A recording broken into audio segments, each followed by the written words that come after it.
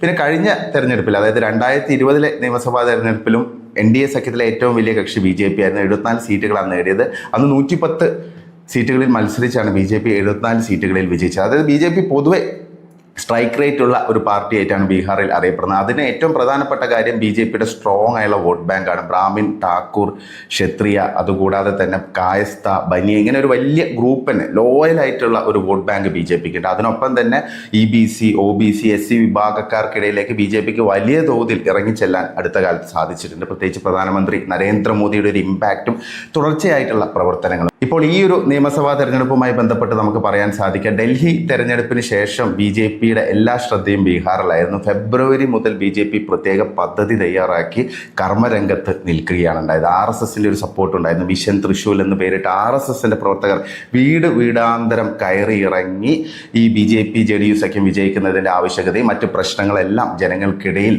പറഞ്ഞ് മനസ്സിലാക്കി മുന്നോട്ട് പോവുകയാണ് ഉണ്ടായത്. അപ്പോൾ അത്രയും നിതാന്തമായ രീതിയിലുള്ള സ്ട്രോങ് ആയുള്ള പ്രവർത്തനത്തിൻ്റെ ഒരു ബലമാണ് BJP JDU സഖ്യത്തിൻ്റെ ഈ ഒരു വിജയം. ഇത്തവണയാണെങ്കിൽ സഖ്യകക്ഷികൾ എന്നുള്ള രീതിയിൽ നല്ല അഡ്ജസ്റ്റ്മെൻറ്റോട് കൂടിയാണ് രണ്ട് കക്ഷികളും മത്സരിച്ചത്. കാരണം രണ്ട് പാർട്ടികളും BJPയും JDUയും സീറ്റുകളൊക്കെ കുറച്ച് ചിരാഗിനെയൊക്കെ കൃത്യമായിട്ട് അക്കോമഡേറ്റ് ചെയ്താണ് മത്സരിച്ചത്. അപ്പം വളരെ കെട്ടുറപ്പോടെ മത്സരിച്ചൊരു മുന്നണി, അതാണ് ഏറ്റവും പ്രധാനപ്പെട്ട ഒരു ഘടകം.